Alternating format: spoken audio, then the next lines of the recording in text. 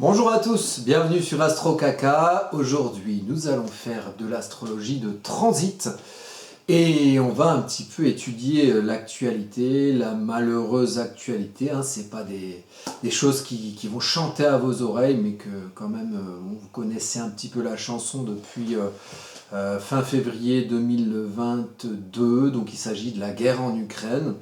Et bon, j'avais déjà fait une vidéo et j'ai étudié, c'était le début, c'était le 1er mars 2022, où j'ai étudié le thème de Vladimir Poutine, sous le ciel de Kiev, un petit peu pour voir comment ça allait évoluer. Et bon, effectivement, c'est quelque chose qui a duré plus longtemps que les prévisionnistes politiques pouvaient nous compter à l'époque.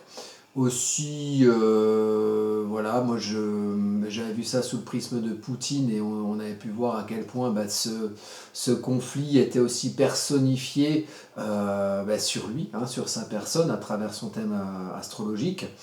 Et bon, ça fait, là on est le 30 septembre 2022. Cette guerre a toujours lieu, il y a toujours des morts, il y a toujours des violences, il y a toujours voilà, des cris, des pleurs, des larmes malheureusement. Et puis ça nous touche, mais c'est peut-être quelque chose auquel on ne s'attendait pas nécessairement du point de vue français ou du point de vue européen ou peut-être du point de vue aussi plus mondial.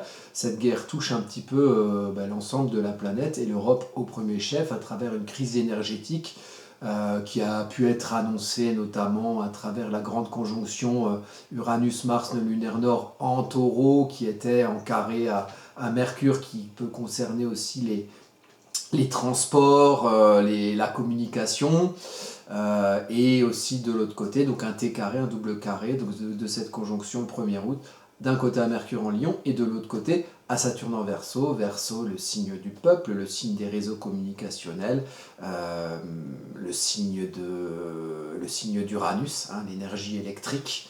Et puis c'était Uranus qui était en conjonction, donc en carré à son signe de maîtrise. Donc j'avais plus ou moins, et moi et les autres astrologues, nombreux, ont prévu des problèmes au niveau de l'électricité, au niveau des transports, éventuellement au niveau d'Internet. C'est ce qui a lieu en ce moment. Donc moi je voulais faire un point sur...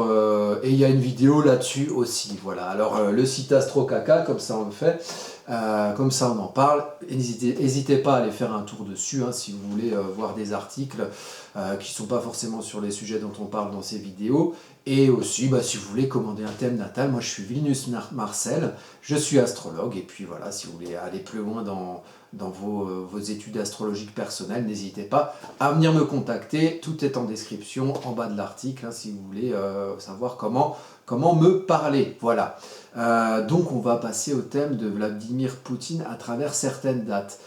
On va regarder les dates qui sont les plus importantes et on va étudier un petit peu à chaque fois les cartes. Alors malheureusement, on ne pourra pas entrer dans le détail. On est dans une vidéo qui va faire au maximum 40 minutes. Si on étudie chaque carte dans le détail, on peut passer 2 heures sur chaque carte, voire plus. Donc c'est pas l'objet ici. Éventuellement, il y aura peut-être une conférence que je pourrais faire sur ce conflit prochainement. Mais ça se passera dans une salle avec le temps qu'il faut pour pouvoir détailler. Ici, on va faire un peu un teaser, donc vous parler des principales dates et des principales énergies en action. Alors, bon, je me suis un petit peu baladé à travers plusieurs cartes. Donc on va commencer par, c'est la dernière. Je ne suis pas allé plus loin. Et honnêtement, j'avais pas envie d'aller plus loin parce que c'est pas GG. Alors là, vous avez au centre le thème de Vladimir Poutine. Donc vous voyez que c'est quelqu'un qui a un ascendant scorpion, quelqu'un qui a une énergie d'apprentissage où il doit aller au fond des choses, d'une certaine vérité, quelqu'un qui peut malheureusement aussi être dans un rapport où peut-être un de ses enjeux dans sa vie, c'est de sortir d'un espèce de rapport dominant-dominé où soit on est la victime, soit on est le bourreau. Donc ça, si c'est mal aspecté quand on est chef politique, chef d'un pays, c'est pas génial d'être dans un rapport dominant-dominé. Malheureusement, chez les personnes qui sont assujetties à un certain pouvoir, c'est quand même souvent ce qu'on retrouve. Donc le scorpion, c'est aussi le signe du pouvoir, par Mars, dieu de la guerre, et puis Pluton, hein, Pluton, symbole aussi du pouvoir, aussi de la plutocratie, hein, symbole du sous-jacent, du lointain invisible, du charisme aussi. Donc c'est le Scorpion par là est aussi un signe de pouvoir, et vous pouvez voir que son maître d'ascendant est Pluton, qu'il a joué au milieu du ciel. Donc son maître d'ascendant, c'est-à-dire que sa personnalité va s'établir dans le domaine social. On peut quand même le dire de la part d'un chef d'État. Un milieu du ciel joint à Pluton, donc quelqu'un qui a du charisme, quelqu'un qui agit dans tout ce qui peut être sous-jacent aussi, qui a un certain pouvoir. Vous voyez que la maison 12, hein, de Poutine, qui est un ex-agent du KGB, donc un peu dans le secret, maison 12, maison du retrait, du secret, des choses cachées. On voit que le gars, il a quand même pas mal de choses dedans, Soleil, Saturne, Neptune, Mercure, donc il pense par là, il aspire par là, aspire dans le sens aspiration. Il comprend bien les choses, et comprend bien les choses que lui peut ressentir et les choses qui sont au fond, parce que c'est un Mercure, Neptune, donc là où on a des grandes aspirations, où ça peut être un peu le bordel dans ses pensées, lui il a Mercure qui vient un petit peu ranger et un petit peu voilà, pour un petit peu permettre de comprendre aussi tout ce qui se joue au niveau émotionnel. Il a Saturne, le constructeur, hein, le Saturne aussi limitant les restrictifs, qui est qui construit dans le domaine de sa vie intérieure, et il a le Soleil qui éclaire dans sa vie intérieure. Ça, c'est la thématique personnelle de Poutine Poutine, en regardant juste les planètes au centre de son thème natal. Et puis il a aussi un Jupiter, hein, qui agit. Jupiter, c'est aussi le pouvoir, c'est aussi Zeus, hein, c'est l'expansion, la prise de place. Donc il agit de manière concrète dans le domaine de la maison 7, donc du relationnel aux autres, ou à l'autre dans le couple. Ça régit le domaine des personnes qui sont en face de soi, et les personnes à qui on rentre en interaction, les personnes à qui on s'associe, les personnes avec qui on peut contractualiser. Donc il y a une notion de pouvoir sur l'autre. Par exemple, Macron, lui, il a Mars, hein, rétrograde en maison 7. Donc c'est le pouvoir d'agir, d'impulser, de commencer, de l'idée, peut-être d'énerver aussi. Et Poutine, c'est aussi un rétrograde, c'est Jupiter rétrograde. Donc c'est quand même une énergie d'expansion, mais qui est aussi tournée vers soi, donc vers aussi une certaine introspection de la place qu'on peut avoir dans le rapport à l'autre, avec un apprentissage aussi d'une certaine vérité qui va au fond des choses, et d'un certain pouvoir Scorpion, pouvoir plutonien, qui agit dans le domaine social. Enfin, vous voyez, il y a quand même plein de choses. Ici, on est le 27 juin, donc vous pouvez compter la période du 27 juin, 27, 28, 29 juin, 26 juin, enfin fin juin. Honnêtement, si vous voyez ça, Mars sur Pluton, avec la lune noire sur Pluton au milieu du ciel, Pallas Athéna, donc Mars c'est celui qui vient titiller, c'est le démarreur, c'est celui qui agit, hein, on va souligner ça, la main ici et la main là. En fait, vous avez la lune noire, ce qu'on ne comprend pas bien, ce qui est sombre, ce qui demande à être conscientisé. On a cette lune noire qui va agir, ou qui va mettre en évidence ou mettre en valeur la lune noire de Poutine, où il y a déjà quelque chose à régler dans l'énergie Lion, par rapport à sa place sociale, par rapport à son accomplissement social et professionnel, donc par rapport à sa place publique.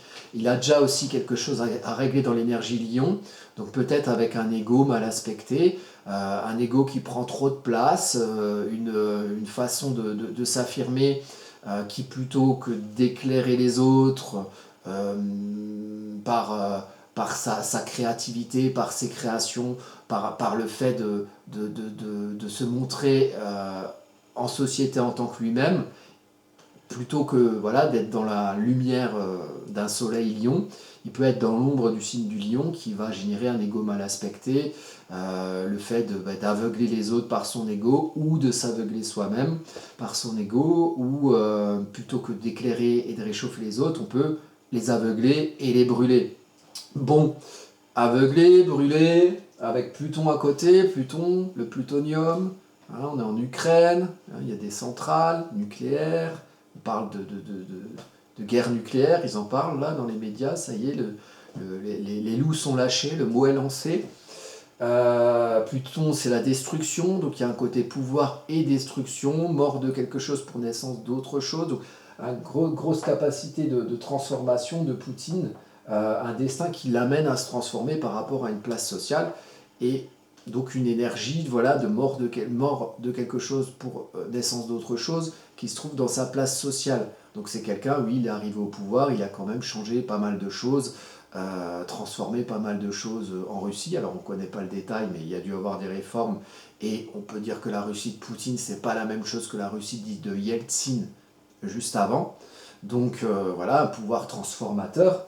Et puis un pouvoir, Pluton c'est aussi la mort, donc un pouvoir de mort, que ce soit une mort symbolique ou... Bah là ici on parle de mort physique, on parle de guerre, bon, c'est pas très gentil. Pluton c'est pas un joyeux de riz, si vous voulez savoir, et je pense que quand on voit Poutine socialement, il a bien une tête de Pluton, quoi. Enfin, là, on n'a pas envie de rigoler avec lui nécessairement.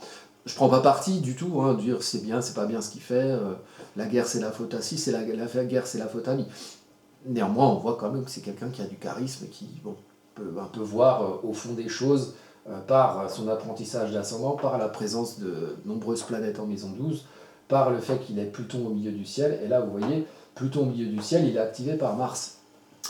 Donc Mars, le dieu de la guerre qui active le dieu des enfers, honnêtement, le fin juin, là, je ne sais pas comment ça va rigoler en Russie ou en Ukraine ou en Europe ou ailleurs, mais je ne suis pas sûr que ce soit GG.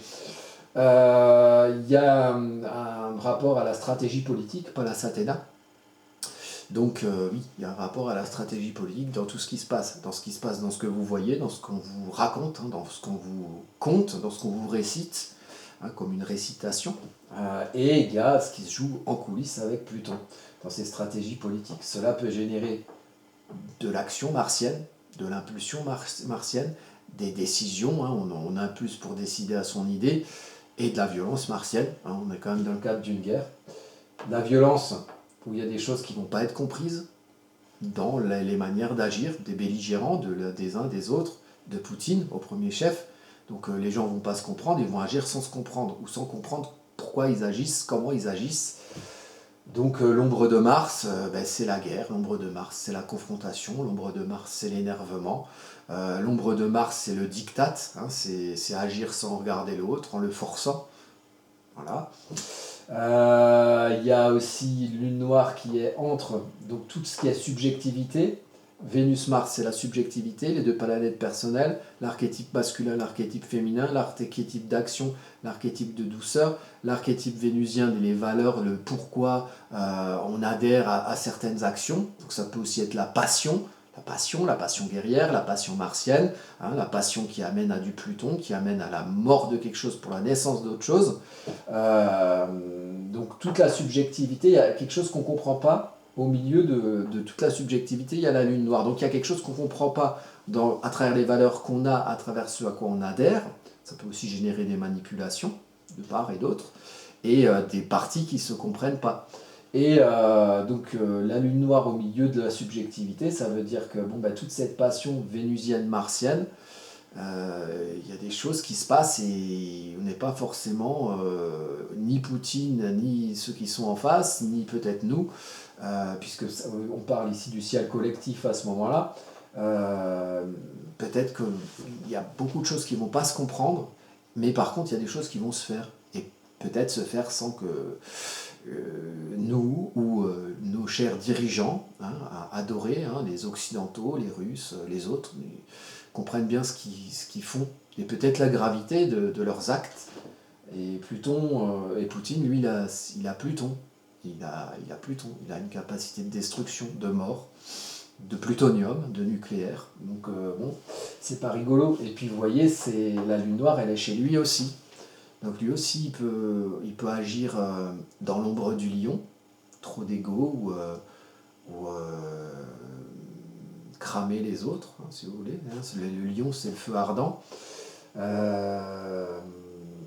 Donc voilà, il y aura de l'incompréhension chez tout le monde, et les gens risquent de faire et de générer un pouvoir ou une destruction qu'ils ne contrôlent pas. C'est ça que ça veut dire, toutes ces lunes noires avec Mars, avec Pluton, avec deux lunes noires, et puis quand même au nom de certaines valeurs, on va dire on fait ça parce qu'on est les gentils, c'est nous les gentils, non c'est les autres les gentils, enfin voilà, tout le monde va se prendre pour le gentil, il n'y a pas de problème. Par contre tout le monde va faire de la merde aussi en se prenant pour le gentil, comme on dit, l'enfer plutonien est pavé de bonnes intentions vénusiennes. Donc là, Bon, c'est pas génial. Alors, je vous annonce tout de suite, je sens que là, il faut parler de cette carte. J'ai prévu, je sais plus, il y a quelques cartes, 5 ou 6 par rapport aux périodes qui jalonnent l'après 30 septembre 2022, le moment où je fais cette vidéo, sur les étapes dans le conflit. Je vais vous donner les dates tout à l'heure. Hein. C'est les passages, moi j'ai regardé les passages de Mars sur la part de fortune de Poutine, de comment les choses ont évolué, parce que on sent quand même que, oui, c'est Poutine contre l'OTAN, en gros, hein, mais que Poutine, il a une capacité de ah tiens, j'avance le pion premier, en fait. Donc il y a une capacité, comment dire, de chef d'orchestre du conflit, quelque part. Même si l'OTAN, c'est l'autre partie du jeu d'échecs, ceux qui est en face aussi. Mais moi, j'ai pris ça sous le prisme de Poutine. Je pourrais regarder éventuellement le thème natal de l'OTAN ou d'un chef d'État occidental, mais j'ai pas l'impression qu'on peut personnifier autant le conflit de l'autre côté sur le thème natal d'une personne. C'est pour ça que je prends Poutine, c'est pas pour prendre parti. Je suis ni poutinien, ni macronien, ni otanesque, ni zelenskiesque. Moi, j'aimerais bien que tout cela s'en aille, loin, loin, loin, loin, loin, loin, dans un pays où ils pourront se foutre la gueule entre eux, avec le seul pouvoir de leurs petits bras. Ils pourront se castagner, on fera un octogone de MMA et puis on va se taper sur la gueule. Et nous, pendant ce temps-là, on pourrait peut-être vivre tranquille sans eux. C'est une possibilité qui n'est pas du tout utopique. Hein. Vous savez, c'est des gens, ils ont deux bras, deux jambes et ils font caca comme nous. Voilà. Donc si eux, ils font ce qu'ils font, c'est parce qu'on le veut bien. Et c'est parce qu'on les laisse agir sur nous. Hein. C'est quoi, il y a le pouvoir de la multitude, ok, il y a des chefs, mais en fait, c'est qui fait? C'est pas les chefs, c'est les gens.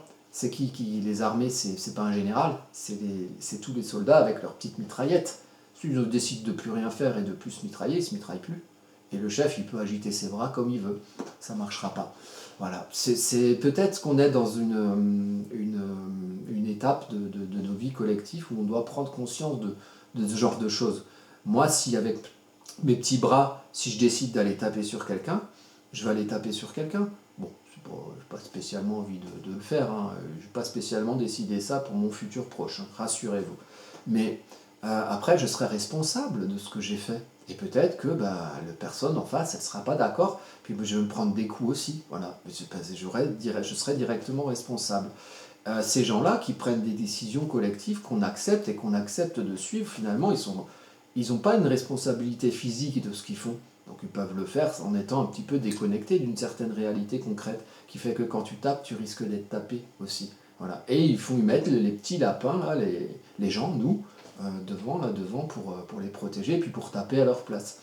Bon, moi je trouve que c'est très enfantin, on a l'impression d'être un poule renard vipère ou au loup, au grand méchant loup, je ne sais quoi, quel jeu d'enfant, sauf que y a des morts. Et enfin, c'est des adultes qui jouent avec des armes d'adultes à des jeux d'enfants. Et nous, on est bien des enfants aussi à accepter ça, je trouve. Enfin, c'est une petite incartade un peu philosophie quotidienne là-dessus. Je trouve ça de plus en plus étrange. Ce fait que on suit un peu des gueudins, quoi, des tarés. Et puis bon, c'est normal. Comme une religion, en fait, j'ai l'impression qu'on est dans une secte, quelque part. C'est très, très étrange. Donc voilà, on a donc cet amas qui me semble très, très, très, très dangereux. Poutine, il a la Lune qui se trouve à peu près, là on va dire, c'est sur son Saturne, plutôt, c'est le plus proche. Il y a beaucoup de planètes qui sont proches, mais là la Lune c'est plutôt sur Saturne. Donc ça veut dire qu'il y a un enjeu émotionnel à cette construction dans sa vie intérieure, cette construction secrète aussi, hein, cette limitation et sa restriction. Ça peut aussi mettre en évidence le côté où il peut être plombé aussi. Hein, il peut être plombé, il peut être restreint, il peut être limité. Donc c'est pas forcément un conflit si ça pète ce jour-là qui va être en sa faveur. En tout cas, il va pas forcément le vivre de manière vénusienne, youpi tralala. Il y a aussi, vous voyez, ici en transit, on a, donc c'est sur la maison 8 de Poutine, on a le soleil Junon, maison 8, maison 9, hein, fin de maison 8. Donc le domaine des crises, de la transformation, de la mort aussi, la mort pour la renaissance, hein, voilà. Donc on est toujours dans du plutonien. On a le Soleil, Junon et Mercure, donc la compréhension des choses, la diffusion, la communication, maître des Gémeaux et de la Vierge. Junon, c'est l'union, c'est la défense des droits personnels, c'est les liens, c'est comment dire, en astrologie mondiale, ça peut être aussi les alliances, voilà. Donc compréhension des alliances, mise en lumière des alliances. Donc peut-être qu'à ce moment-là, il y a des choses qu'on va comprendre dans les alliances des uns et des autres, et peut-être qu'on va se rendre compte que les alliances des uns, c'est pas forcément celles qu'on croyait avec les autres, et voilà, peut-être qu'il y aura des poteaux roses, hein, qui seront découverts à ce niveau-là. Bon, c'est les alliances quand même sur la part de fortune et Vesta, pardon, et Cérès de Poutine. Donc Cérès, c'est là où on récolte, hein, on récolte ce qu'on sème. Donc si on sème le vent, on récolte le tempo, comme dirait MC Solar. Donc il y a une récolte, une récolte peut-être par la compréhension des choses chez lui, ou peut-être que les autres vont comprendre des choses de chez lui à ce moment-là, qui vont être mises en lumière par tout ce feu, et peut-être que sa maison douce va aussi être mise en lumière, son côté un peu secret, son côté un peu sous-jacent, peut-être le côté je tire les ficelles en coulisses et puis je déclare des choses, mais je fais autre chose dans le même temps que vous ne voyez pas, hein, comme Gérard Majax. Donc voilà, côté peut-être mise en lumière de la compréhension des alliances. Peut-être que ça va être favorable ça à Poutine parce qu'il a quand même sa part de fortune et il a quand même sa récolte cérésienne dessus. Sa lune natale, il y a Vesta qui passe dessus. Donc la lune natale, elle est ici, tac, en Gémeaux, et il y a Vesta qui passe dessus. Donc Vesta, ça équilibre. Équilibrage un peu des émotions chez lui par rapport à ce jour-là, par rapport à ce contexte. Donc comment ça peut jouer? Bon, il a quand même une lune... donc il est en confort dans le Gémeaux. La lune, c'est là où on est en confort émotionnel, intime. La lune, c'est aussi la mer, hein, accessoirement. La mer Russie, peut-être. Donc là, il a cette capacité à être en confort dans la communication va être équilibrée par Vesta. Donc peut-être que, oui, peut-être qu'il y a un moyen qu'il se fasse comprendre sur quelque chose par rapport à des alliances, ou peut-être par rapport aux alliances des personnes qui sont en face de lui ou contre lui. Il y aura peut-être une idée de ça. À mon avis, ça va tellement cramer qu'au bout d'un moment, les vérités vont forcément surnager dans un océan de caca et de sang. Voilà, c'est pas super joli. Il y a peut-être cette idée-là, enfin moi c'est ce que je ressens là, et donc on a quand même, vous voyez, Uranus, ce petit tas-là, ici, donc on a le Jupiter qui approche de Jupiter natal, donc ce côté pouvoir sur les autres à Poutine, le côté pouvoir peut-être collectif, ou peut-être que ça va activer son pouvoir à lui sur les autres, hein, sa capacité de prendre de la place. Et Uranus, qui est en taureau, un peu plus loin que le Jupiter natal, mais quand même, vous voyez, on est dans le secteur taureau, il y a les deux Jupiters, il y a Uranus, donc prise de place et évolution, changement.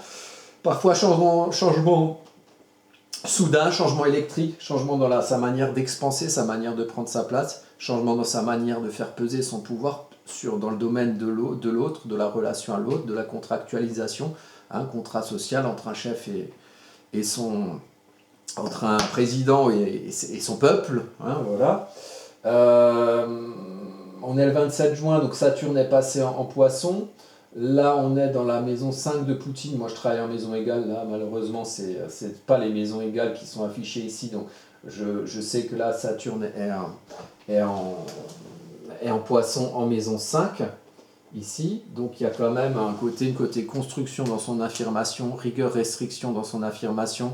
Mars en Poisson, ça lie Neptune et Saturne, Mars en Poisson, Saturne en Poisson, ça lie Saturne et Neptune, ça lie les idéologies, les grandes aspirations, les rêves, l'imagination, l'imaginaire, hein, l'imaginaire à travers ses aspirations, peut-être au niveau collectif, au niveau de ce qu'il pense de la Russie, tout ça, la grande Russie, et Ivan II et Pierre III et je sais pas quoi, et Nicolas Oyovitch là. Lier ça à une construction concrète, hein, avec toutes ces limitations, ces restrictions. Construire en fonction d'idéologie, c'est aussi l'Union soviétique, elle est née sous une conjonction Saturne-Neptune. Donc il y a ce côté-là aussi, voilà, affirmation par ça. Donc lui construit par rapport à ce domaine-là. On a Neptune qui est pas loin en Poisson, et Neptune qui se trouve sur Pallas Athéna, natal de Poutine, donc la stratégie politique. Stratégie politique en fonction des idéaux qui peuvent être en rapport avec toute cette construction, ce récit de la Grande Russie, les idéaux par rapport au pays de la Russie, à la Grande Russie, les valeurs de politique que Poutine essaye de défendre, voilà, et avec lesquelles il s'est construit sa carrière politique.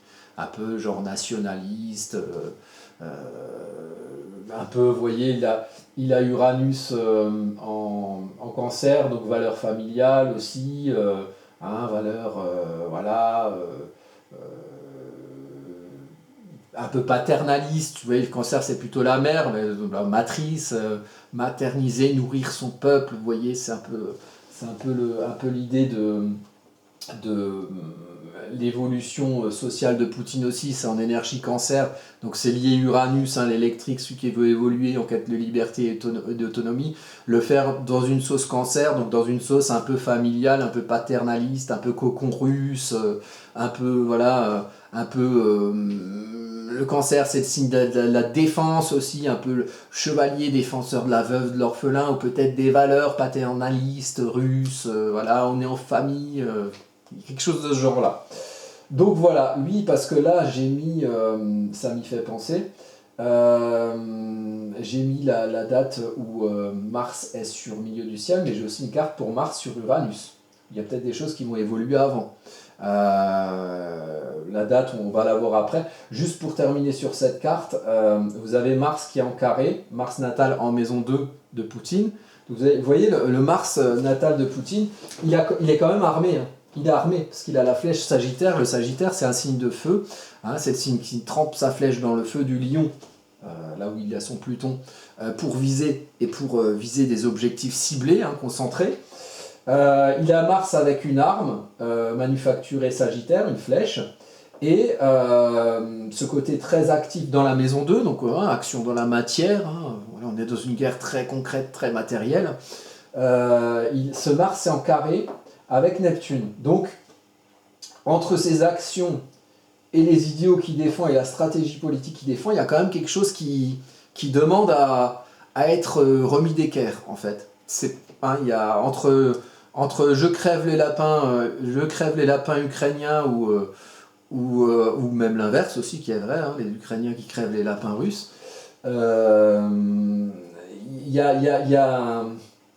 Il y a un truc qui tourne pas rond entre ce qui vante, comme idéologie, et ce qu'il fait. Parce qu'il n'y a aucune idéologie en vrai qui soutient d'aller tuer des gens. Ou alors, c'est vraiment une secte méchante, ça. Mais je ne crois pas que ça court. Les gens, ils ont besoin d'avoir l'air d'être dans le camp des gentils, dans tous les camps. Donc là, effectivement, il y a ce carré-là. Bon, il y a beaucoup de violence générée, puis deux carrés à Mars, quand même. Un Mars en transit, carré à Jupiter de Poutine.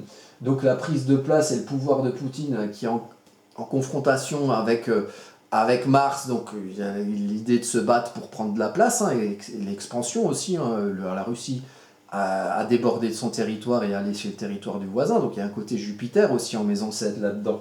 Et puis Mars qui est en carré avec les idéologies. Donc ça fait aussi, on se bat au nom de valeurs, mais bon, la manière de se battre, elle ne défend pas nécessairement les valeurs. Donc il y a une confrontation d'idées, une confrontation de concepts entre la guerre et on agit pour le bien, si vous voulez. C'est un peu compliqué. Juste alors, pour vous montrer, j'ai d'autres cartes. Alors, ça c'est le 27 juin. Ok. On a donc la nuit du 29 au 30 avril, c'est ça. Vous voyez, vous avez Uranus ici. Donc, je vais laisser les ronds à la limite, ça montre les points importants qu'il y avait sur l'autre carte. Donc, Mars sur Uranus, on avait dit quoi comme ça? La nuit du 29 au 30 avril. Peut-être que c'est une étape qui va amener à fin juin. Mars est sur Pluton, fin juin, on active la destruction. Mars est sur Uranus le 29, donc fin avril. On active le changement, on active l'évolution, on active aussi une énergie électrique un peu soudaine. Ça peut faire des surprises aussi. Mars active cet Uranus chez Poutine, donc l'idée d'évolution en arrivant, ce qu'on a dit tout à l'heure, en arrivant à des valeurs familiales, ou peut-être le retour aux valeurs familiales, le retour au côté cocon, au côté protecteur de son peuple. La Lune, c'est la planète du peuple en astrologie mondiale. Le Cancer, c'est le signe de la Lune. Donc c'est évoluer de manière à concerner le peuple dans un esprit de protection. Il y a peut-être quelque chose qui va se passer à ce moment-là. Vous avez Vénus en transit qui est sur la part de fortune de Poutine. Donc il y a un côté... voilà, circonstances favorables pour Poutine dans les valeurs qui seront exposées au grand vent de la société collective. Voilà, manière d'aimer, peut-être que ça lui apportera une action qui lui apportera une certaine popularité, c'est possible. Donc fin avril. Bon, il y a moyen qu'il y ait des quiproquos parce que quand même il y a un Mercure rétrograde qui est pas loin du Soleil, donc éclairé. Et Mercure rétrograde, c'est l'énergie mentalisée, la compréhension des choses et aussi la diffusion qui est plutôt tournée vers soi.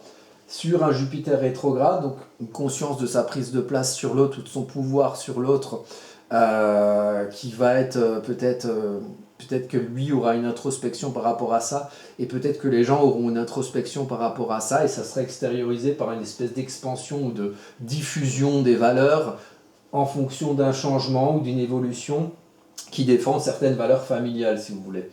Et là, vous avez un sextile au milieu du ciel de ce Vénus et de cette part de fortune. Donc, il y a quelque chose d'aidant, dans son accomplissement. Et en plus, il a la Lune qui se trouve aussi au-dessus du milieu du ciel. Donc, il y a une capacité à savoir exposer son ressenti, exposer sa manière d'être en confort, peut-être à le rendre plus confortable par son discours, par la diffusion de ses valeurs au sein d'un peuple qui comprend ce qu'il fait et qui comprend le pouvoir qu'il a et qui comprend son pouvoir aussi de destruction. Ouais, super, on va à la guerre, ouais, c'est bien, ouais, c'est pour défendre la Sainte Mère Russie, ouais, super. Puis après, ils vont se prendre Pluton dans la gueule, tout le monde, hein, nous aussi, hein, 2 mois plus tard, et là, peut-être qu'ils seront moins véhéments à suivre certains tarés qui prennent des décisions pour nous et puis qu'on laisse faire. Voilà. Sinon, vous voyez, il y a donc toujours Mars carré Neptune, hein, ça c'est Neptune ne bouge pas vite, et puis Mars il bouge pas vu que c'est son thème natal, donc ça reste quand même une toile de fond. Donc la différence entre ce qu'il fait et ce qu'il véhicule en s'affirmant comme aspiration, comme rêve, comme idéaux, hein, voilà. Bon, c'est la période où Pluton est passé en Verseau. Donc il y a un côté coucou, je viens détruire les interactions des gens entre eux. Alors peut-être que nous aussi en Europe, on va avoir une petite restriction supplémentaire de communication entre nous, petite destruction supplémentaire des interactions entre nous, des petites évolutions qui auront lieu entre Mars et mai particulièrement, court passage de Pluton en Verseau qui va rétrograder ensuite et qui va revenir en Verseau en avril 2024. Voilà, donc écoutez, et puis vous voyez la Lune, alors la Lune noire sur toute la période entre maintenant et avril et jusqu'à fin juin 2023, le moment de la première carte que j'ai présentée, on a la Lune noire hein, qui navigue en Lion, hein, qui navigue, elle rétrograde, elle revient, enfin elle reste dans ce secteur-là. Ah, parfois elle passe en Cancer et puis elle revient. Donc, il y a une idée de Lune noire en Cancer, il y a une idée d'un peu de chantage émotionnel. Ah mais si tu fais pas comme ce qu'on dit, t'es pas gentil alors t'es méchant, tu vois. Côté enfermement de la mère pour que les gamins ils sortent pas de la maison parce que comme elle est gentille, il faut pas que les gamins l'abandonnent. Le côté enfermement émotionnel hein, dans le cocon Cancer. Et puis la lune noire en Lion, c'est le côté ah, je veux m'affirmer, mais je fais n'importe quoi, et puis je suis prêt à cramer les autres et à les aveugler et à m'aveugler moi-même au nom de cet ego qui est tellement bien, je suis tellement beau, je veux tellement m'affirmer que des fois je fais n'importe quoi et je finis par gonfler aussi les autres. Et là c'est un signe de feu, donc plutôt les cramer ou les aveugler par trop de lumière, car nous brillons trop avec notre bel ego de lune noire en Lion. Voilà, bah écoutez, je pense que c'est pas la peine d'aller plus loin, c'est un peu une idée des atmosphères qui sont à l'œuvre là, dans les énergies actuelles, par rapport au thème de Poutine dans un contexte de guerre en Ukraine. En gros, je vais peut-être faire une vidéo particulière pour le déplacement de Mars sur la part de fortune de Poutine. Je peux vous donner les dates, hein, on va revenir au début. Alors les dates, le transit, donc ça c'est le 30 septembre, hein, c'est la carte du 30 septembre 2022. On a un certain positionnement des planètes sur le positionnement du thème natal de Poutine. Les dates importantes, le 7 octobre 2022, c'est cette carte. Là, vous avez Mars qui passe sur la part de fortune. Exactement. Donc qu'est-ce que j'ai dit ? Le 7 octobre 2022, vous avez Mars direct sur part de fortune. Il passe 3 fois, c'est pour ça que j'avais fait des cartes là-dessus. Ensuite, on a le 21 novembre 2022, donc 7 octobre une étape, 21 novembre une autre étape, Mars rétrograde. Hein, donc là, on peut voir aussi ce qui est positif pour lui, hein, à travers la Mars qui est en aspect favorable à Pluton. Donc là c'est Mars rétrograde, donc on réfléchit avant d'agir. En aspect favorable à Pluton, et à chaque fois ça va revenir ça. En trigone à Mercure, la manière de comprendre ce qui se joue un peu en coulisses, et qui est aussi trigone à Saturne en Verseau, qui lui est sur le fond du ciel et sur le nœud lunaire nord de Poutine. Donc construction, aussi le destin qui l'amène là.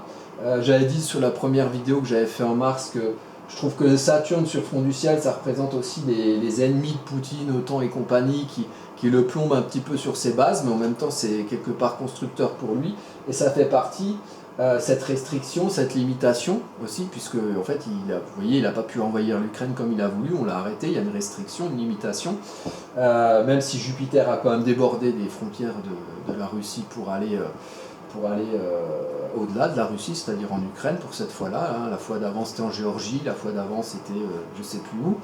C'est pas la première fois qu'il a envahi un pays voisin, hein, Poutine, hein, c'est déjà arrivé. Et donc là on a cette restriction qui représente pour moi aussi un petit peu l'OTAN, qui joue sur son destin à Poutine, son destin karmique en Verseau. Hein, revenir en ses bases, et c'est le Verseau, c'est le signe du peuple aussi, et c'est le signe de la communication en réseau, des interactions entre les personnes. Donc lui, c'est vers ça qu'il doit aller, Poutine, en vrai, dans son destin karmique. Il doit partir de ce nœud lunaire sud qui représente un peu la destruction plutonienne, le pouvoir, pour revenir en des bases où il doit réussir à comprendre ce qu'il y a autour de lui et peut-être à aimer être parmi les autres plutôt que au-dessus des autres. Donc pour l'instant, il est plutôt au-dessus en termes institutionnels, si vous voulez, avec ce pouvoir plutonien qui est, ma foi, dans ce contexte-là, fort dangereux. Et en fait, il devrait s'éloigner de ça, et en gardant ce bagage-là, s'éloigner de ça et aller plutôt vers une meilleure compréhension rationnelle des choses sur ce qui peut se passer autour de lui. Avec des armes, hein, une maison 12 en balance qui est en trigone avec ça, qui permet vraiment de comprendre ce qui se joue en coulisses, de comprendre par Mercure aussi, avec le maître du Verseau qui se trouve en maison 12 aussi, donc qui est aidant pour se construire par rapport à ça.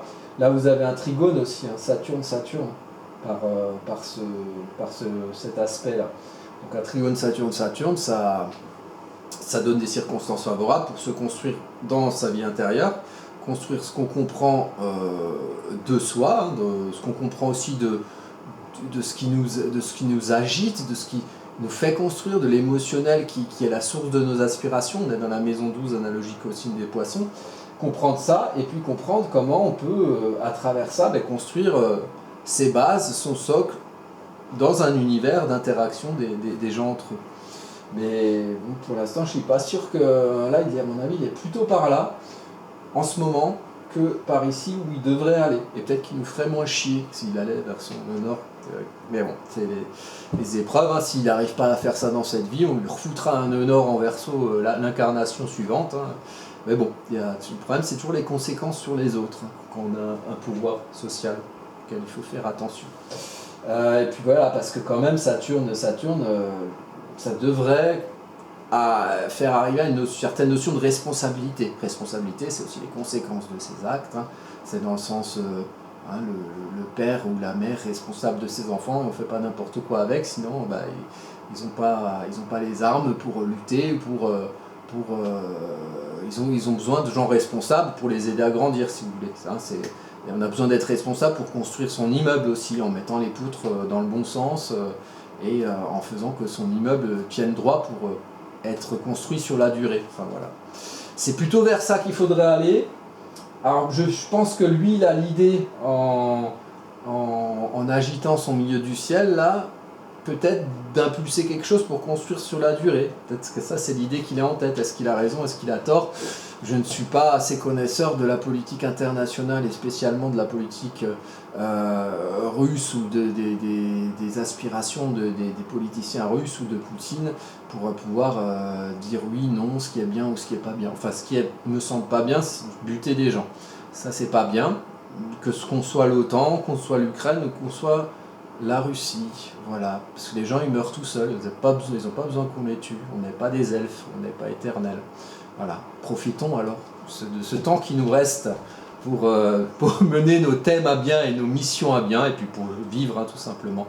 Voilà, et bien écoutez, on va... alors oui, pardon, alors la date, 7 octobre, 21 novembre, passage de Mars sur part de fortune, et la dernière, c'est le 24 février. Voilà. Ah non, 24 février, c'est Cérès sur la part de fortune. C'est Mars sur Cérès, excusez-moi. Mars sur part de fortune, c'est le 8 mars, juste avant que Saturne rentre en Poisson. Donc, Saturne, quand il va rentrer en Poisson, il va rentrer dans la maison 5 de Poutine, il va passer de la maison 4, le cocon, hein, familial, la Russie, le pays, voilà, à l'affirmation, donc petite expansion. Voilà, après ça va générer plein de trucs au milieu du ciel, comme on a vu après, Mars, Pluton, ça va être bien. Voilà, et bien écoutez, je vous remercie pour votre attention. J'espère que ça a été le plus compréhensible possible, et ben, je vous dis à bientôt pour de prochaines vidéos. Il y en aura peut-être d'autres sur ça, sur le passage de Mars, sur la part de fortune de Poutine. On verra selon les demandes et les besoins. À bientôt.